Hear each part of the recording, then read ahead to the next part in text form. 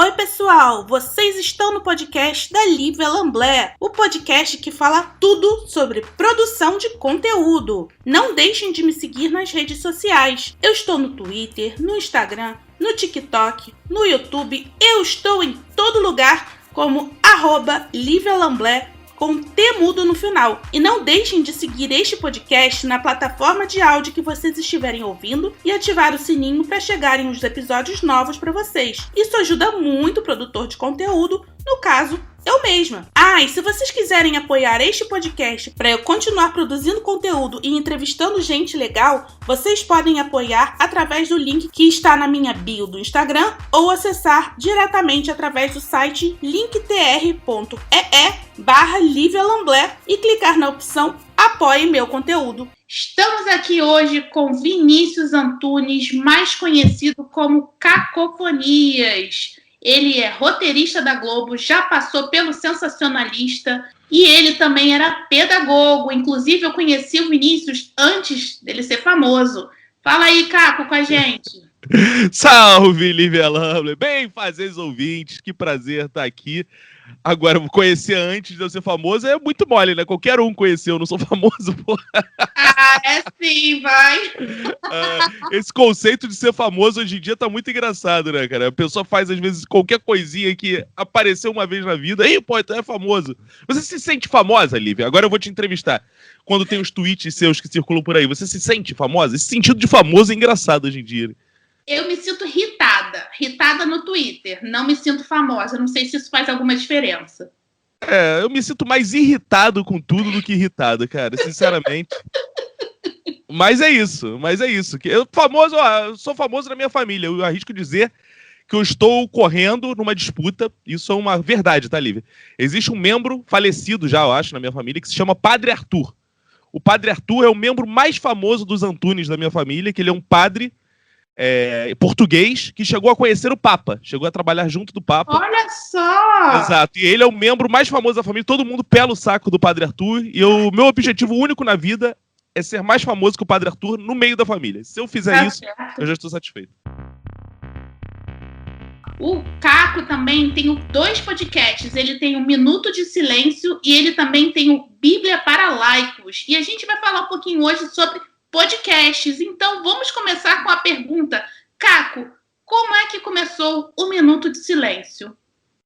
Caramba, então, o Minuto de Silêncio, para quem não conhece, não tá aí, mas o que é o Minuto de Silêncio? Ele ainda tá lá, ele é um podcast que teve 6 temporadas, se eu não me engano, né? 6 temporadas, tá todo lá. E uma coisa que fez um estalo na minha cabeça foi uma vez que eu entrevistei o Patrick Maia, e ele falou assim: cara, podcast pra mim é um produto começo, meio e fim. Ele fica lá. Você não precisa fazer a vida inteira. Tem gente que fica assim, aí o seu podcast, cadê? Não tem mais. Ele, cara, tá lá, igual uma série. Ele tem começo, meio e fim. E isso foi uma das falas que levou, basicamente, ao fim do Minuto de Silêncio. Porque eu pensei assim, cara, é verdade, já tem começo, meio e fim. Pra que continuar assim, eternamente? Vamos fazer outros produtos. Né? E por isso a gente fechou o Minuto de Silêncio. Até por causa da pandemia também, que a proposta do Minuto de Silêncio é ser presencial. A gente chegou a fazer uma última temporada online. Tava totalmente fora do que a gente queria, e a gente falou, cara, já deu, é melhor parar. Mas eu tô falando do fim, vou falar do começo. O Minuto de Silêncio começou, cara, porque a gente era muito fã de rádio. A gente não é da escola podcast, né? Tanto que isso tem 7 anos atrás, e eu comecei a desenvolver projeto de podcast com o Roberto há uns 8 anos atrás. E aí, a gente pensou assim, eu e o Roberto, que é o meu sócio do Minuto de Silêncio, Roberto Rocha. A gente pensou assim, cara, a gente era muito fã de rádio, a gente falou assim, temos que ter nosso rádio. E na internet tem uma parada chamada podcast, que é como se a gente tivesse nosso rádio. Né? Aquele velho conceito de o que é podcast, é um rádio na internet. E a gente falou, vamos fazer nosso programa de rádio. E por isso a gente fez presencial, a gente comprou equipamento maneiro pra fazer. O Minuto de Silêncio já começou com equipamento profissional. E aí a gente saiu na frente de muitos podcasts da época que só gravavam por Skype, à distância, e caía o tempo todo, né? Tô falando aí de 7 anos atrás, né? Caiu o tempo todo e não tinha qualidade de áudio. Então esse foi um dos nossos diferenciais. E começou por uma proposta de vamos fazer um programa de rádio e vamos fazer uma coisa de comédia que a gente gosta. E assim começou. A gente começou a chamar os amigos em volta, a gravar. E foi encontrando o formato do Minuto de Silêncio. Não foi uma coisa que nasceu também totalmente pronta, não.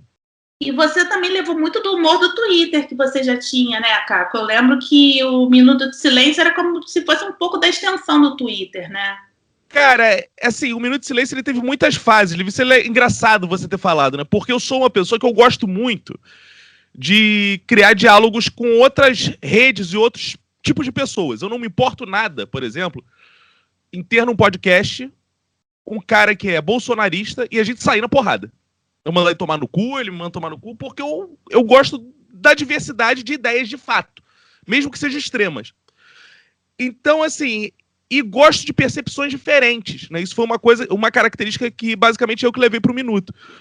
Então, como eu conhecia muita gente do Twitter, eu falei assim, cara, vamos trazer essa galera, porque é uma galera nova, uma galera que tá afim de começar a aparecer também, a falar coisas diferentes. E é fora do nosso núcleo de amizade, pra gente não ficar só numa panela, sabe? Eu odeio essa coisa de panelinha. Eu acho que, claro, todo mundo tem suas panelinhas que se sente confortável. Mas se manter só nelas, eu acho ridículo. Tem gente que exalta as bolhas. Hoje, eu gosto de ficar na minha bolha. Minha bolha. Foda-se, eu não gosto. Eu gosto de extrapolar isso. E comecei a escrever pras pessoas mesmo. E não eram famosas, não. Essas pessoas, você estava se aproveitando da audiência das pessoas. Zero. Chamava pessoas que tinham menos seguidores que eu. Então, eu escrevia pras pessoas. E, pô, assim eu fiz grandes amigos. O Fox, o Bacon, né? Você foi uma dessas pessoas, o Marco Sá, pessoas que eu conhecia no Twitter, assim, pessoas quaisquer do Twitter, e famosos do Twitter também, como, deixa eu ver, pessoas famosas que já foram lá do Twitter, agora eu não vou lembrar assim, mas foram algumas pessoas com muitos seguidores também, tal, do Twitter. Pessoas também que não eram famosas necessariamente no Twitter, né? Você chegou a chamar a galera da Globo também, não foi? Isso, então, esse primeiro momento foi assim, amigos, aí galera do Twitter, né? Isso bem no começo mesmo, tá? Isso bem no começo. Aí a gente falou, pô, vamos chamar também galera que trabalha com comédia na Globo, que vai ter essa experiência de contar piada e tal. E aí comecei a chamar uma galera que era roteirista, que também não necessariamente era famosa. Galera que nunca tinha nem gravado podcast. Aí eu comecei a chamar colegas de trabalho e tal, por aí vai. Aí chegou um momento que eu mais gosto do Minuto de Silêncio, que pra mim são as temporadas auge, assim, que eu comecei a ter uma paixão por stand-ups merda. O Rio de Janeiro é um lugar que tem muito stand-up ruim. Você mora nos Estados Unidos, em termos de stand-up, você deve ser uma privilegiada. Embora, sei lá, né, nos Estados Unidos deve ter muito tipo de stand-up também, né? Eu não curto humor americano, não, então eu sou suspeita. Então. E aí, então é porque você ainda não assistiu os do Rio também. E aí, cara, eu comecei a ir em shows muito underground de stand-up, assim. Coisas muito bizarras. E, cara, eu ia com caderno, pra você ter ideia, Lívia. Eu ia com caderno no show. Eu anotava o nome dos comediantes e chegava em casa, eu ia procurar, adicionava eles e mandava uma mensagem. Cara, eu comecei a trazer umas coisas muito trash, que renderam uns episódios muito engraçados, cara. Renderam uns episódios muito engraçados. Então a gente foi expandindo o Minuto muito assim, nessa vibe underground, assim, de comédia. Primeiro com tuiteiros e roteiristas que não eram celebridades. E aí depois a gente definhou de vez indo para esses comediantes de stand-up cariocas. Mas foi quando teve o auge de audiência, né? Foi quando a galera começou, caralho, é muito diferente isso. Os caras falam umas paradas que é isso, cara, sabe? Porque era assim, o comediante stand-up tentando fazer as piadas na nossa frente, a gente rindo pra cara de outras coisas, zoando, sabe? E o cara desmontava um pouco desse personagem de comediante e passava a conversar ali com a gente. Acho que essa era a proposta, sabe? Que a galera vem muito com piadas armadinhas, né? Uma coisa que eu não entendo, o cacete, eu começava a zoar, sabe? E virava isso. O Minuto de Silêncio veio muito numa pegada que era do Rock Bola aqui no Rio de Janeiro, do próprio Pânico, né? Só que a gente nunca foi de direita, né? Era um Pânico, digamos assim, de esquerda, né? E então sempre teve essa coisa mais agressiva de comédia, uma coisa sem filtro e tal. Então era a proposta do Minuto, que veio naquela época que estava estourando, era o começo do Porta dos Fundos, estava se praticando muito humor assim, né? De falar muito palavrão, esse tipo de coisa. Era o que era muita influência nossa, né? Minha, principalmente, né? O Roberto é um cara bem mais elegante que eu. Então, a gente fazia humor nessa vibe. E hoje em dia a gente começou a encontrar outras formas de fazer comédia também, que a gente vai ficando velho, a gente vai achando outros lugares, né, pra fazer comédia, outras formas de piada, né? E como é que você conseguiu fazer essa transição do Minuto de Silêncio para o seu outro podcast, o Bíblia para Laicos? Então, foi justamente com essa pegada. Porque a gente já tinha xingado tudo que tinha que xingar, falado muita merda, já tinha E tava meio assim, precisamos fazer uma coisa com mais conteúdo, talvez. Não sei se conteúdo é a palavra certa, mas assim, mais diferente, sabe? Uma coisa que ninguém tenha feito ainda. Aí a gente sempre tinha umas promessas, no Minuto de Silêncio, de fazer podcast sobre temáticas religiosas. A gente já tinha feito alguns, mas muito bate-papo, assim. Uma das ideias que a gente tinha, e vai fazer ainda, espero que eu, ao falar aqui, não roubem, mas tudo bem, fica registrado aqui que eu falei primeiro, que era o Rinha de Religiões. Que assim, você leva um judeu e um católico. Aí você joga questões para eles, tem que debater e no final o público vota quem ganhou. Isso era uma das coisas que a gente queria fazer. Aí a gente chegou numa ideia, né? Não sei como, foi alguma coisa comentando com o Roberto, que era assim, a gente ia ler a Bíblia sem qualquer influência religiosa. A gente ia a Bíblia comentando, como quem tá lendo um livro. No princípio era o verbo, mas o que quis dizer com verbo? Não sei o quê. É um debate de dois caras que não são religiosos sobre a Bíblia. E a gente fala o que a gente entendeu, o que a gente quiser e tal. Aí a gente vendeu isso para os assinantes do Minuto. Hoje é um podcast que ele só tá fechado. A gente vende assinatura, R$ 9,90. As pessoas assinam no Sparkle e ouvem o Bíblia para Laicos. A versão completa. Só que daqui a 2 semanas, quando acabar a primeira temporada, que foram 12 episódios, sai a versão aberta, que é eu que estou esperando que seja um grande sucesso, porque tá bem interessante o podcast, tá bem interessante mesmo. Assim. Tem momentos que são engraçados, tem momentos que são curiosos, tem momentos que você fica, que porra é essa? Tem momentos, será que isso é verdade mesmo? Aí tu quer abrir a Bíblia para ver se aquilo tá escrito mesmo. Então é muito instigante, assim, o podcast, sabe? Então, a gente vai lançar a versão aberta, editada, com efeito, com cortes, né? Tirando os erros que a gente teve, tudo direitinho, bonitinho, que parece ser um produto bem popzão, assim, para as pessoas terem vontade de consumir mesmo. Eu acho que vai ser um podcast bem diferente do que as pessoas estão acostumadas a ver. Inclusive, é uma recomendação que eu faço, vocês irem lá ouvir o Bíblia para Laicos, porque é um produto que você vai falar assim, cara, eu nunca tinha visto isso. E isso é diferente. Ele mistura um pouco de storytelling, com contação de história, com debate, com comédia, um misto assim que as pessoas ainda não viram, acredito eu. Ô Vinícius, eu acho muito interessante que você tem essa veia humorística muito grande, né? Tanto que você hoje em dia é roteirista de humor, você trabalhou no Zorra e tal. E é muito doido porque você saiu de trabalho com pedagogia, né? E foi completamente para o audiovisual. Como é que você consegue enxergar como é que eu vou dizer, essa dualidade, assim? Você sempre teve essa veia, assim, mais pro audiovisual e tal? Você teria feito jornalismo? Como é que é isso para você?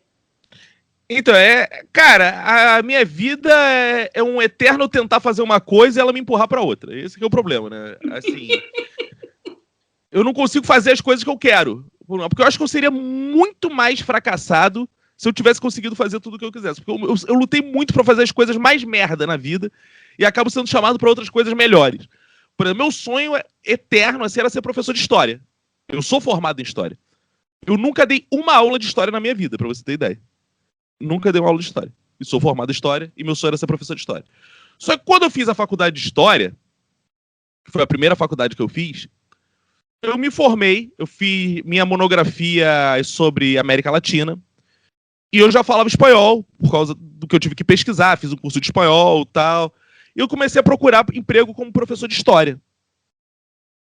Aí eu comecei a procurar emprego como professor de história e não achava. Aí eu falei, porra, tá foda ser professor de história, tem pouca vaga. E eu via que professor de línguas tinha muita vaga, porque tem cursinho, tem tudo, ganha menos, né, porque você dá aula em lugares piores, como FISC, CCAA, né, que pagam mal, só que tem muito emprego. Aí eu falei, cara, tá aí, vou meter uma faculdade de espanhol logo em seguida, porque eu já domino a língua, pra mim vai ser mais uma coisa pra garantir mais um emprego. Peguei e pá, fiz faculdade de espanhol. No primeiro semestre, eu já tava dando aula de espanhol. E não consegui dar aula de história. Aí tô dando aula de espanhol. Isso que eu tô dando aula de espanhol. Eu sou chamado por um amigo para trabalhar no Senac, num projeto da América Latina. Que era para formar educadores na América Latina. Aí eu falei assim, cara, eu tenho a licenciatura, né? Porque eu fiz história. Então eu tenho essa base pedagógica. Eu falo espanhol. Eu vou aceitar esse convite, até porque me pagavam muito mais. Eu saí e fui pro Senac, onde era esse projeto.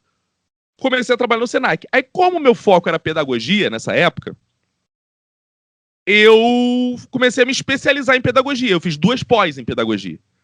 Né? Aí eu fiz 2 pós em pedagogia e falei, tá aí, tô trabalhando com pedagogia, isso, né? E por aí vai. Nesse meio tempo, eu me tornei coordenador de uma escola também. Saí do Senac e tal, virei coordenador de escola. E estava tudo indo por aí. Foi daí que eu lembro de você. Eu lembro de você coordenador de escola. Isso, eu era coordenador de escola. Aí, cara, o que acontece? Só que, paralelo a tudo isso, né? Isso é a história em linha reta da minha vida, digamos assim, de formação. Por trás de tudo isso, tem o seguinte. O meu pai é cartunista. E o meu pai sempre trabalhou com comédia, embora ele nunca tenha trabalhado para se sustentar com comédia, né? Ele tinha a profissão dele, de dia e de noite, ele sentava para desenhar. E era isso mesmo. Ele chegava do trabalho, eu sempre lembro, ele botava a prancheta dele, pegava os papéis, desenhava tal. E eu ficava vendo aquilo. Então, desde criança, eu nasci no meio de humor, de comédia. Né? Uhum. Só que assim, eu falava, porra, como é que se trabalha com comédia? Você trabalha com comédia, né? Isso eu tinha que ter um talento especial, desenhar, sei lá, alguma coisa assim. Eu não tenho nada disso. Mas aí, cara, por causa da internet, eu comecei a produzir coisas em texto, num tom de comédia. Então fazia, cara, é porque assim, um dos grandes erros meus, talvez, eu nunca centralizei minhas produções num lugar, né? Era uma coisa que eu postava num blog, aí dava certo, aí que eu postava num Twitter, num tweet, que dava certo, aí depois eu parava de twittar, nunca mais tweetava. Aí coisa que eu botava no Facebook, que às vezes tinha muito compartilhamento, coisa que eu fazia não sei o quê, ia fazer coisas muito esporádicas, assim, que às vezes iam. Nunca tive nenhum foco, assim, de, vou fazer isso para ser um comediante. Só que no momento que eu estava desempregado, antes de virar coordenador da escola, ali numa fase que eu tinha saído do Senac, o Sensacionalista, que na época estava começando praticamente, ele abriu vaga para contratar roteirista. E era um concurso pela internet. A mãe de suas notícias, nós vamos... Antes de ser um concurso, era camiseta. Vamos sortear 4 camisetas... Vamos dar de prêmio 4 camisetas para as melhores notícias. Aí eu, gostava pra caraca do jornal, né? Comecei a escrever notícia. Mandei umas 100 notícias. Sentei e escrevi. Aí eu mandei. Aí foda-se, né? Deixei lá. Aí passou um tempo. Eu recebi a mensagem, você ganhou. Eu, cara, que maneiro, ganhei 4 camisas, tal. Aí recebi as camisas, tal, morreu. Aí um belo dia, o dono do Sensacionalista, o Nelito, ele me liga e fala assim, cara, tu viu o nosso tweet que eu fiz hoje? Eu, não, cara. Ele, a gente abriu outro processo, outro concurso desse, só que agora pra roteirista. Já que tu ganhou outro, que tu não manda pra esse também. Vai que, tu ganha, tal, a gente tá precisando de gente. Eu falei, beleza, vou mandar. Aí sentei, comecei a escrever, mandei umas 150 notícias. Sentei, eu não tava fazendo nada, tava desempregado. Aí eu falei, essa porra deve ser igual carta pra Xuxa. Quanto mais ganha, mais chance, manda mais chance de ganhar. Né? Eu sei. Aí, cara, nisso, o Nelito me mandou a mensagem, falou, cara, vem trabalhar com a gente, gostamos das notícias, tal, isso mesmo que a gente precisa, alguém que produza muito, tal, porque tem muita notícia. E é isso, aí fui trabalhar no Sensacionalista. Aí, a partir daí, é que a minha vida profissional com comédia começou a andar, de fato. Né? Porque o Sensacionalista tinha muita visibilidade. O Nelito já tinha sido redator do Cacete Planeta, eu nem sabia, né? Só soube quando fui trabalhar lá. E aí, depois disso, o Sensacionalista todo, a equipe toda, praticamente foi contratada pra Globo. Então, eles chamaram todo mundo para escrever o Zorra. E nessa época, curiosamente, olha como o destino é maluco. Quando eu fui contratado para escrever o Zorra, eu já tinha sido contratado pela Globo. Por outro motivo totalmente nada a ver. Eu já estava dentro da Globo. O que você estava lá fazendo? E eu nunca tive pretensão em ir pra Globo. Isso que é muito maluco, né? Porque tem gente que trabalha, né, com comédia, arte e tal. Sempre sonha, né? Meu sonho ir pra Globo. Eu nunca tive isso. Eu nem gostava da Globo. Se você soubesse a quantidade de tweets que eu tive que apagar quando eu entrei pra Globo. Bom, mentira, Globo, mentira.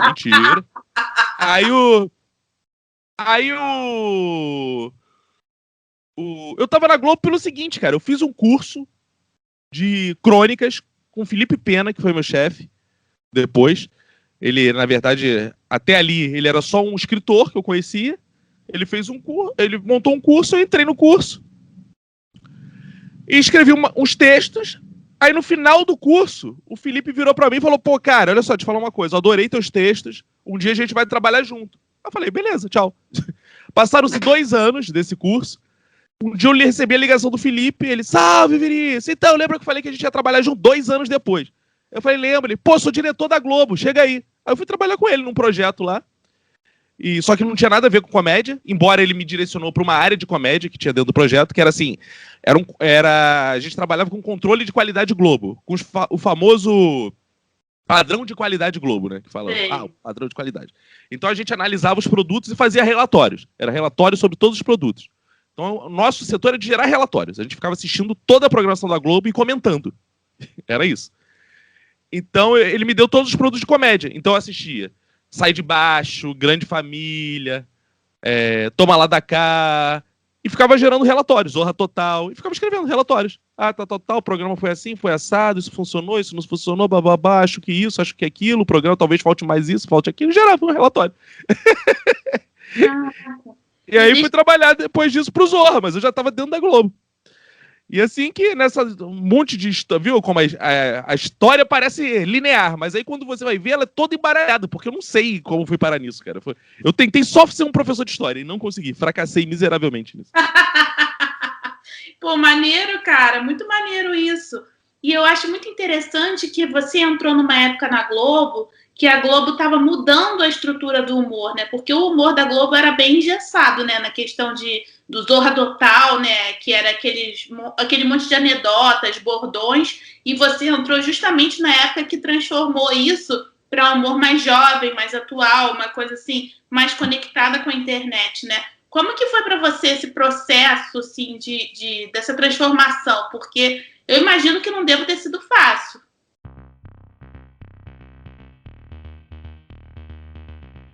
Cara, é tão complexo olhar esse movimento, porque eram coisas, eu acho que são coisas que podem coexistir muito facilmente, sabe?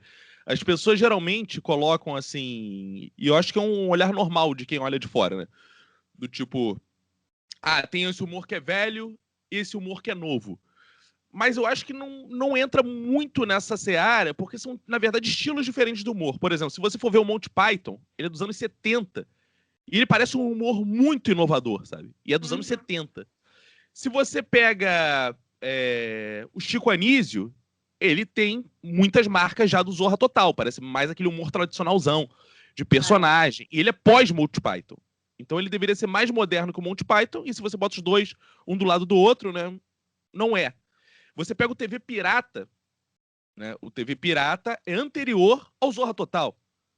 E ele parece mais moderno que o Zorra Total. Então eu acho que na TV o que deveria existir é horários para uma comédia mais popular, né, que permite mais o personagemzão, a anedota, e uma comédia que é mais transgressora em alguns momentos, num horário que é mais prime e tal, que não é tão popular, porque as pessoas querem consumir isso também, né?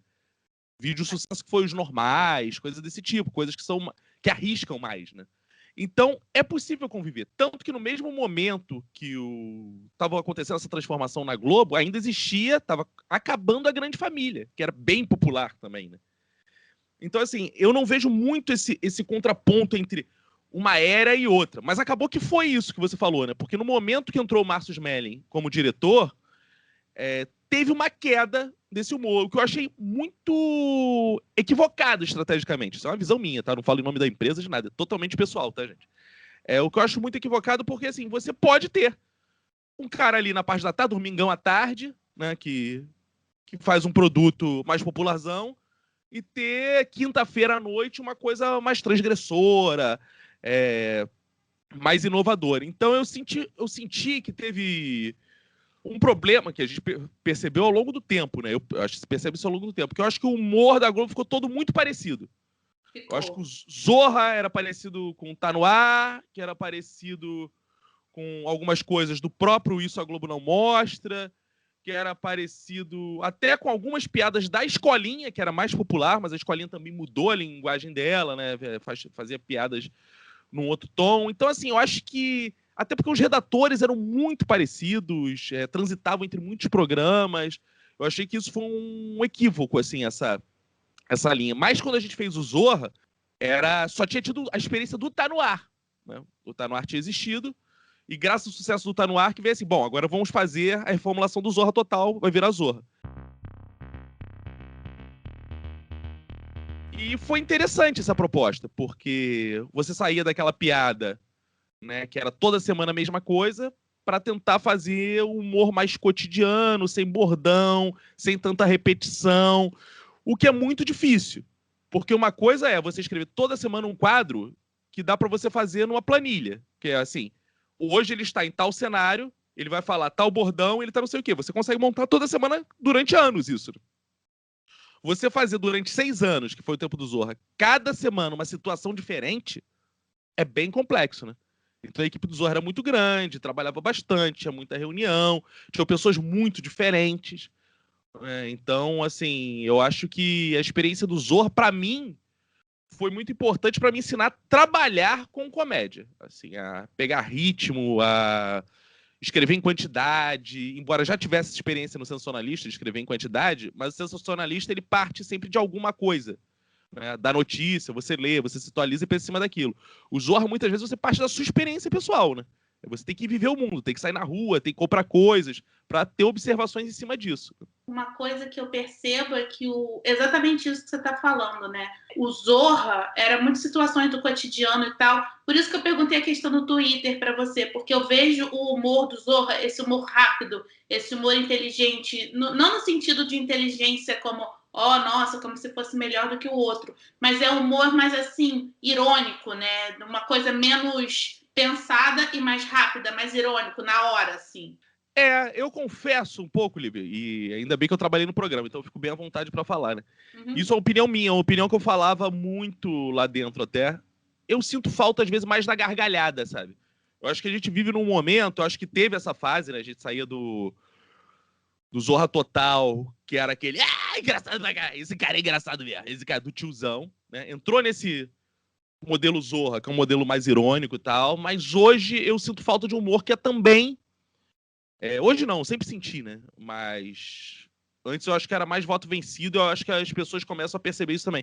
Que mesmo nesse humor mais irônico e tal, tem espaço mais pra gargalhada, pra uma coisa, um tom um pouco mais alto, pesar as tintas às vezes um pouco mais. Eu acho que às vezes também é tudo muito certinho, bonitinho, limpinho. Eu particularmente gosto de um humor que é um pouco mais sujo, sabe? Um humor que é mais, sabe? Que não é aquele humor tão arrumadinho, assim, né? Eu acho que, às vezes, o humor na Globo ficou um pouco engomadinho demais. Eu acho que falta esse novo momento, agora que eles estão procurando. Vai estrear um programa novo de comédia, eu acho que em março ou maio, não sei direito. Algum mês com M aí. E, no horário do Zorra. E eu espero que ele venha um pouco mais sujo. Eu não sei que eu não tô escrevendo esse. Mas essa coisa muito certinha, assim, eu acho que já deu um pouco. Acho que já foi essa fase. Ô Vinícius, você se inspira também no Hermes e Renato, quando você diz uma coisa assim mais suja? Porque eu vejo o Hermes e Renato formou o caráter de muitos dos humoristas, né? E é esse tipo de humor a que você se refere, que você gostaria que tivesse mais? Cara, engraçado, né? Porque eu não acompanhei o Hermes e Renato no auge do Hermes e Renato. Eu vim ver depois, né? Foi uma coisa que eu vi depois.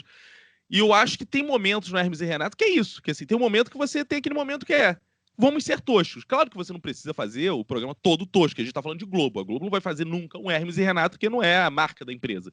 Mas você tem esses momentos. Eu lembro o Cacete do Planeta, como era engraçado que eles estavam fazendo uma coisa e jogava alguém pela janela e caía um boneco tosco, sabe? Era engraçado, cara. Você tem um momento... Era bom. Não é para você ser dessa forma, é achar a nova forma de ser tosco, sabe? Qual é a nova forma de ser tosco, de poder fazer com... Que, cara, eu lembro no Zorra, Olivia, o Zorra veio com um diferencial tão grande que a nossa primeira cena tinha helicóptero, gente entrando por janela de prédio.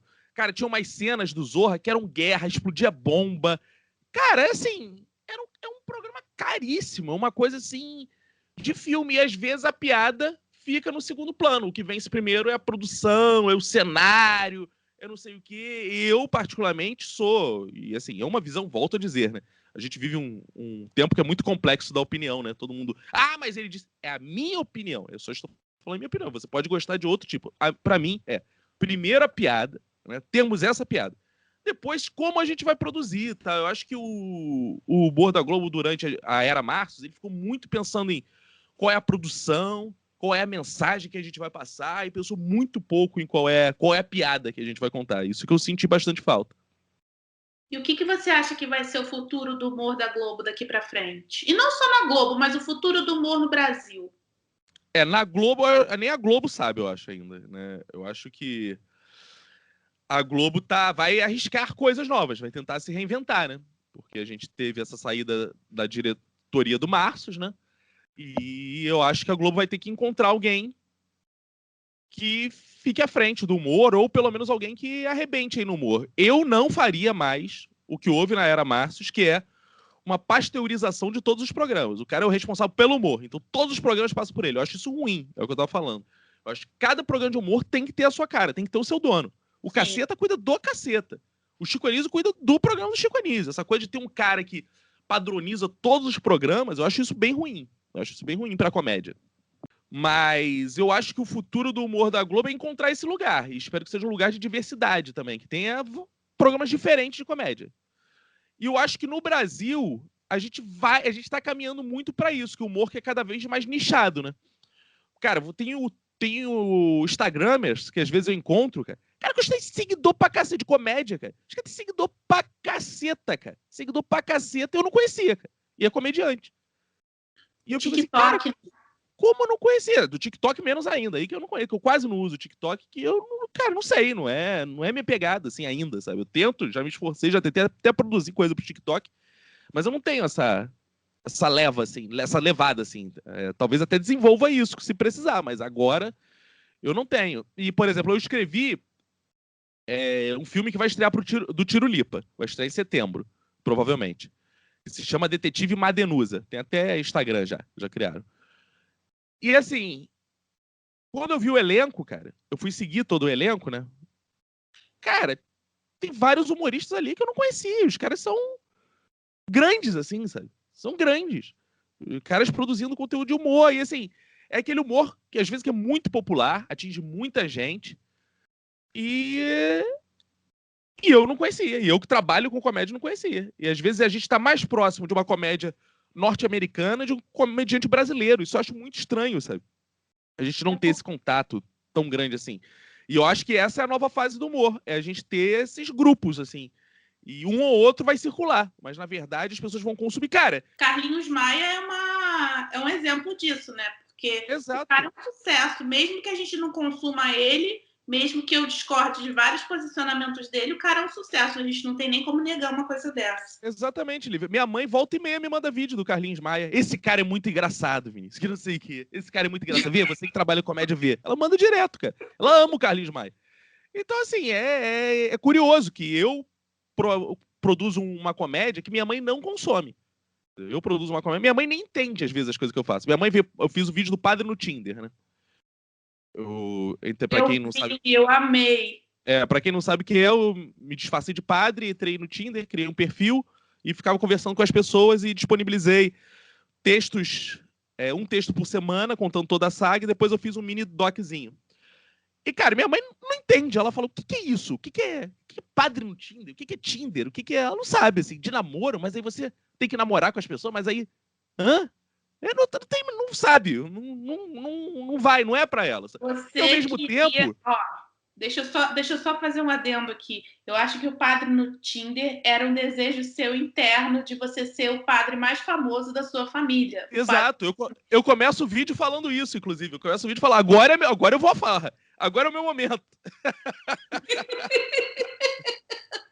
Eu tenho essa obsessão por padres, religião, eu tenho essa coisa na minha vida. E aí, ao mesmo tempo, Lívia, tem gente que me acompanha dentro lá dos meus 5 mil seguidores no Instagram, 8 mil no Twitter, que é pouco, bem pouco, e me escreve e fala, Caco, tô te mandando uma garrafa de uísque como agradecimento por você ter me feito rir esse ano. Quem é essa pessoa? Por que ela fez isso? Sabe? Eu não sou o Carlinhos Maia, eu não sou, mas tem alguém ali que acompanha, gosta e consome. Quantas pessoas iguais a mim não existem no Brasil só? Que recebe seus presentes, sua garrafa de uísque, não vive disso, né? Porque eu não vivo de redes sociais, né? Embora seja meu trabalho também, mas não é o que me sustenta. Não vivo disso, ganham e fazem meia dúzia de pessoas ali satisfeitas. Esse tipo de comédia, eu acho que vai aumentar cada vez mais, sabe? Pessoas que seguem a Lívia, eu gosto da Lívia. Ah, mas quem é Lívia? Dane-se, eu gosto da Lívia. Essa coisa de você poder ter meia dúzia de pessoas que te consomem, gostam do seu conteúdo e são fiéis ali a você, ou gostam de você numa rede e em outra não, isso é totalmente possível. Já teve gente que virou pra mim e falou: no Twitter eu te acho um babaca do caralho, um escroto. Mas, cara, isso é muito engraçado, porque assim, minha origem na internet é Twitter, né? É Twitter. Minha origem na internet... Quando eu fiz o Twitter, eu botei o nome de Cacofonias, porque cacofonias significa sons desagradáveis. Eu só queria escrever coisas desagradáveis. Minha proposta era essa. Escrever coisa desagradável, coisa escrota, tal. Então, eu mantenho meio essa linha no Twitter, de ser desagradável, falar meio irritado, escrever, xingar, falar assim, pra ser uma pessoa desagradável. Só que com o tempo, fazendo outras coisas, isso se perdeu um pouco. Então as pessoas associam um pouco. No Instagram eu tô com meu filho e tal, e no Twitter eu tô. Aí as pessoas ficam meio assim, tão babaca no Twitter e tal. Então, assim, tem gente que é possível gostar de você numa rede, não gostar em outra. E esse consumo de comédia acho que vai ser cada vez mais assim. Cara, o Caco no Clubhouse tá foda, vamos lá ouvir. Mas parei de seguir ele no Instagram porque não dá mais, é só foto de filho. Isso é totalmente possível, sabe? Até porque nós não somos a mesma pessoa nas redes diferentes, né? Eu, por exemplo, também sou muito mais escrota no Twitter do que eu sou no YouTube, por exemplo. No YouTube eu tô falando, vamos nos unir, não sei o quê. No Twitter eu tô xingando pra caralho. Porque é isso, cara. As redes são exatamente isso. Exato. E, assim, como a forma de expressão é diferente, né, e você é levado por movimentos diferentes. Pô, você tá no Clubhouse, existe um ambiente ali que é de papo, mais democrático, você para pro outro falar, ouve e tal. No Twitter é cada um dizendo sua verdade, irmão. Tem um tema e tem um falando que ama comida mexicana e embaixo tem assim, odeio essa merda de comida mexicana, tomar no cu, que não sei. Na mesma, cada um tá falando gritando sua verdade no Twitter. Não tem essa coisa de respeitar a opinião do tweet em cima. Não existe isso, sabe? Então as pessoas têm que entender também assim, as possibilidades de se fazer comédia nesses lugares, que cada um vai ser uma forma. Você trabalhar com imagem é diferente de você só trabalhar só com texto, que é diferente de você trabalhar só com áudio. Então isso te possibilita caminhos diferentes, pessoas diferentes, tudo diferente. Inclusive, eu fico observando sempre os seus tweets falando mal de terapia. Para quem não sabe, o Caco é uma pessoa que ele abomina a terapia e ele faz questão de isso no Twitter. Eu amo, apesar de eu ser completamente assim de encontro com a opinião dele, mas eu acho muito engraçado porque as pessoas levam muito a sério. Cara, isso que eu me diverti engraçado, que isso é uma coisa que eu vou construindo aos poucos, sabe? Porque, assim, eu já fiz terapia algumas vezes, tal. Eu não sou anti-terapia. Mas um belo dia, eu tava bebendo em casa, sentado. Sabe aquele tweet sem pretensão? Assim, eu tava bebendo, sentado. Sim. E tava lendo muita gente assim.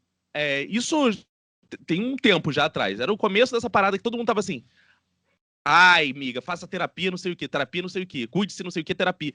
Aí eu falei assim. Aí eu fiz um tweet meio despretensioso. Gente, a terapia tá virando a religião da classe média, que não sei o que tá... Meu irmão, cara, eu acho que eu tive quase 1000 respostas. Cara, um monte de gente começou a comentar, assim, comentar. Aí eu respondendo. Aí eu falei assim, bom, isso colou. Vou começar a ser mais escroto com terapia. É o que eu te falo, da cacofonia, eu comecei a subir o tom.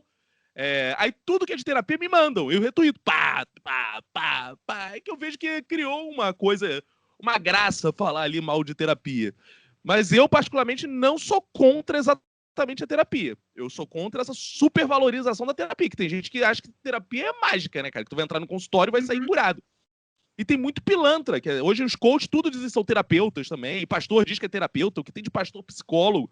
Então, assim, tem muitas coisas equivocadas na terapia. Só que pro meu Twitter, eu não tô afim de ponderar porra nenhuma. Isso que as pessoas não entendem. Eu não tô afim de ser ponderado. Eu posso ser ponderado numa conversa contigo, né, que tem espaço. Mas no Twitter eu quero botar assim, psicólogo, vai tomar no cu. Que a galera fica, que isso? Eu quero gerar isso, esse movimento. Isso que eu acho interessante. Deixa eu te perguntar, qual a rede você, fora o Twitter, né, que eu acho que é a sua rede, assim, que você mais se sente confortável para fazer o seu humor? Tem alguma outra rede que você também gosta de produzir, assim? E obviamente, o podcast, né? Engraçado, tirando o podcast, né, que é onde eu me sinto mais confortável, assim, eu gosto desse tipo de conversa aqui. Aqui onde a gente tá é o lugar que eu mais me sinto à vontade. Eu tô conversando contigo como se eu estivesse num bar. Então aqui eu tô de boa, e é onde eu me sinto melhor. O Twitter eu já me senti mais. Hoje, o que eu gosto de fazer é que eu não tenho tanto tempo. Eu gosto de fazer uns vídeos aleatórios pro Instagram, cara. E tem uma repercussão muito boa. Igual eu fiz o do Padre, eu fiz uma de degustação de uísques merda. Que eu sempre postava tomando uísque. E as pessoas começam, pô, dá uma dica de uísque, dá uma dica de uísque. Eu peguei todos os meus uísques, né? Peguei umas 11 garrafas de uísque e comecei a degustar e filmei. Cara, o vídeo teve muito comentário, assim, uma boa aceitação. Aí eu falei, porra, vou fazer agora um de vinhos de plástico. Aí fiz o de cachaças baratas. Fiz de cachaças baratas e vinho de plástico. Então, assim, eu tô gostando muito de usar o Instagram, assim, pra produzir pequenos vídeos. Só que, como eu não tenho estrutura, né? Então eu faço um por mês, de 2 em 2 meses e tal. Mas eu tô com projetos novos aí só pro Instagram, que devem estrear ainda esse ano. Inclusive desenvolvendo com outras pessoas, e eu acho que Instagram, hoje em dia, eu tenho me sentido à vontade de produzir, porque é um lugar que as pessoas não são tão rápidas quanto no TikTok, né? Não é aquela coisa assim, caraca. E eu sinto que as pessoas ficam ali de bobeira, elas olham, que interessante isso, vou ver, e ao mesmo tempo não exige aquela produção do YouTube, né? O YouTube, eu sinto que as pessoas estão virando cineastas no YouTube, cara. Nossa, você não tá entendendo que eu vou comprar, eu tô aqui para comprar uma câmera mais profissional há um tempão, cara. Ontem, inclusive, tive aqui o meu arranca-rabo com o marido justamente por isso, porque eu quero produzir de maneira mais profissional. A gente tá virando cineasta. Eu tô aqui no meu escritório, eu tô sentada aqui, tem 2 lâmpadas, né? Aqueles boxes de luz. Comprei 2 luzes para colocar de fundo coloridas. Então, assim, é uma produção gigantesca para você fazer para o YouTube hoje em dia. É muito maluco isso. E eu não consegui esse lugar, assim. Eu não quero fazer grande produção. É o que eu te falei, né? Eu comecei a falar um pouco do tosco.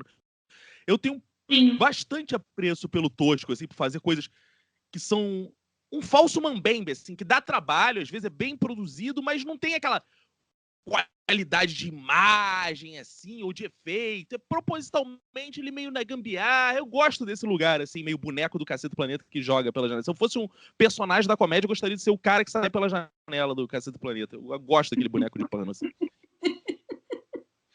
Qual foi a produção que você mais gostou de fazer?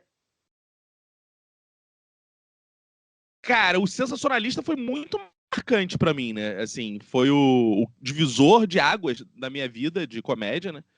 Então, foi muito trabalhoso. Trabalhar no Sensacionalista não é fácil, porque é produzir muito, né? Mas foi de fato que mudou. Acho que foi o trabalho mais importante que eu fiz até hoje de comédia, foi o Sensacionalista. Mas o que eu mais gostei de fazer, assim, que eu vejo assim, cara, eu faria isso eternamente, foi o Repórter Chileno. Quem não viu, procure por aí. Que foi, assim que eu saí do Sensacionalista, começaram os protestos contra a Dilma. Né? As primeiras manifestações pró-Bolsonaro e tal, a gente nem tinha ideia do que estava acontecendo ainda direito. Aí eu virei pro meu ex-chefe, o Felipe Pena, que eu já citei ele aqui, e falei, cara, ele estava querendo fazer entrevistas nos protestos, que ele é jornalista. Eu falei, Felipe, é o seguinte, eu tenho um personagem aí, mentira, tinha nada. Eu tenho um personagem aí que é um repórter chileno e a gente podia usar ele nas manifestações, cara. Eu vou de repórter chileno, que as pessoas vão ver que é um repórter gringo e tal. Ele entrevista as pessoas. Aí ele, pô, gostei dessa ideia. Então, vamos fazer, cara? Ele, pô, vou arrumar. Ele arrumou, cinegrafista, profissional, tudo. Fomos para as manifestações. E eu fui de repórter chileno. Aí comecei a entrevistar, cara. Comecei a entrevistar as pessoas, cara. Cara, foi divertido demais. Pessoas ensandecidas, falando barbaridades, pedindo volta da ditadura. E eu sustentando o repórter chileno, né? Numa escola meio borá, assim, né? Salvo as devidas proporções. E, cara, a gente chegou, eu dei uma rápida editada, botamos na internet, na página dele, na época era Facebook, que tava bombando, que ele tinha uma fanpage de jornalismo gonzo. Jornalismo gonzo é uma coisa meio de jornalismo de guerrilha, Sim. que mistura ficção e realidade e tal. Era bem nessa pegada. Aí eu fiz esse personagem, botei lá, do dia pra noite teve 1.500.000 visualizações. Aí eu, caraca! Aí saiu no Não Salvo, que na época, né, era o maior blog e tal. Saiu, porra, aí uma porrada de lugar. Tem até hoje algumas versões no YouTube, você digita aí, versões menores, né, que deve ter o quê? 100.000 visualizações, alguma coisa assim. Mas tem lá várias versões. Digita aí, repórter chileno nas manifestações, que você vai ver. Esse foi o trabalho que eu fiz, que eu falei assim, cara, isso é foda. Isso eu gostei pra caralho de fazer. Eu gostaria de ter feito isso na televisão, assim. Eu faria isso em várias situações. Inclusive, já apresentei propostas para fazer isso em outras, mas não foram aprovadas. De fazer isso em outras. Fazer no cotidiano mesmo. Fico imaginando um repórter chileno que tá fazendo uma matéria sobre Mercadão de Madureira, sabe? Aí tá lá, estamos aqui em Mercadão de Rio. Aí vai entrevistar as pessoas e não conhece as coisas, sabe? Pergunta o que é um Exu, sabe? Isso é engraçado pra caralho, sabe? Mas explica, que é isso? As pessoas explicando, cara. Eu acho que ia ser foda isso. Eu adoraria fazer isso. Por que você não faz esse projeto no TikTok? Tá aí um bom projeto para você. É porque, cara, como é que eu vou ser filmado? Como é que vai ser isso? Não tem essa estrutura pra fazer, sabe? Como é que vai ser? Eu vou me filmar com meu celular? Quem vai estar disponível pra me filmar, sabe? Essa que é a questão. Mas vai que eu tô gravando aqui contigo, né? Você é uma pessoa que tem amigos aí que trabalham no audiovisual. Às vezes um tá ouvindo aí e vai falar, porra, aí, vamos fazer esse projeto juntos. Aí a gente faz. Com certeza, com certeza. Eu acho que é assim, a gente vai criando pontes. A Beth, esses dias que falou isso, a Beth Moreno, né? Que ela acredita nisso, né? Que a gente vai um conversando com o outro e vai conhecendo um aqui, outro ali. Em vez de a gente criar esses muros meio doidos, a gente cria pontes, né? Então a gente vai se conhecendo. Porque, cara, Exato. principalmente no Twitter, né? A gente vai conhecer um ou outro. Eu te conheci por lá. Exato, e é por isso que eu gosto muito da galera, assim, do Twitter, esses comediantes que eu falei, de stand-up e tal, porque são pessoas muito acessíveis. Eu vejo na Globo, por exemplo, as pessoas não são acessíveis, sabe? Não são. As pessoas não querem ir nos lugares, não querem conhecer as coisas. Elas estão lá, se sentem já empregadas, garantidas e acham que é isso. E eu gosto muito de circular para conhecer gente nova, tal. Inclusive, pô, você vê a quantidade de podcasts que eu gravo. Tem podcast que não tem audiência nenhuma. Assim, eu vou lá porque, pô, às vezes é social com um cara que tá gravando, sabe? Pô, que me ouvia, que gostava de alguma coisa, às vezes é ele que vai me acrescentar alguma coisa nova. Vou aprender alguma coisa com ele, ele vai falar, porra, é isso mesmo, eu vou ter uma nova reflexão. Então eu não fico medindo assim, quanto tem de audiência. Não adianta, às vezes, eu ir num Nerdcast que tem 1 milhão de plays, mas não é aquela pessoa que vai se interessar em mim, sabe? Vai olhar assim e falar. Às vezes eu venho no seu, que tem meia dúzia de plays, alguém vai olhar e falar, porra, mas esse cara é exatamente o que eu tô precisando, sabe? Então, assim, é muito acaso também, e você estar disponível e o que você tá falando, isso tudo faz diferença, assim, essa coisa de você ficar selecionando, você é o astro, só vai em certos lugares, eu acho isso uma bobeira do cacete, não fala com tais pessoas. Cara, eu já tive, eu tenho alunos que frequentam minha casa e hoje trabalham comigo, sabe? Alunos que fizeram o curso de roteiro comigo e que amanhã podem ser meus chefes, entendeu? Então, assim, esses alunos amanhã podem garantir meu emprego, sabe? E por que eu ia tratar mal os caras porque eles foram meus alunos? Sabe? Isso não faz sentido nenhum, sabe? Com certeza. Caco, muito obrigada pela sua entrevista. A gente está chegando aí por quase 1 hora de gravação já. Geralmente eu faço esse podcast menor, né? Mas como a gente está conversando aí, eu sempre estendo um pouquinho mais. Mas, amei o bate-papo. Volte mais vezes. Tenho ideias de vários projetos. Então, se um dia a gente quiser aí sentar e produzir alguma coisa, só falar, tá bom? E eu queria que você deixasse aí um abraço para a galera. Gente, muito obrigado. Prazer conversar com vocês. Me sigam nas redes sociais, Cacofonias. Conheço o projeto Bíblia para Laicos. No meu Instagram, eu sempre divulgo meus projetos novos. Eu tenho um defeito que eu sou muito inquieto. Então, a cada semana eu invento uma coisa nova. Então vale a pena vocês seguirem lá para conhecer. E quem quiser bater um papo mais aprofundado, outra coisa que falou, tu é maluco, tu faz isso, eu faço. Vou deixar meu WhatsApp, que é Rio de Janeiro, Brasil, 5521 973498184. Também você quer adicionar lá, bater um papo. Ô, Caco, porra, achei legal. Sem problema algum. Pô, eu recebo spam de loja, não posso receber spam dos ouvintes da Live Elamble, sem problema nenhum. Tá bom? Valeu, gente. Foi um prazer estar aqui. Liv, espero que a gente possa, de fato, fazer algum projeto virtual em conjunto. E nem que seja pro Clubhouse, né? A gente já trocou algumas ideias nesse sentido. Eu acho que você é uma pessoa que tem uma coisa que eu admiro muito, que você é muito agregadora, né? Você é uma pessoa que consegue juntar pessoas bem diferentes. Assim, eu vejo assim, cara, essa e essa pessoa são amigas da Liv, assim. Como é que pode isso? São muito diferentes elas, né? Eu não tenho essa característica de agregar tanta... Até tenho, né? Pelo minuto, mas eu sou falso, eu minto. Eu finjo que gosto das pessoas. Você nota que é uma coisa mais genuína, assim. Eu acho isso bacana pra caramba. Obrigada, Vinícius. Gente, esse podcast é o Rio Podcast inteiro. É impossível a gente falar sério com o Vinícius. E mesmo... Eu tô falando sério, eu tô falando sério. Pô, mas é impossível ficar sério falando contigo, cara. Muito obrigada, Vini.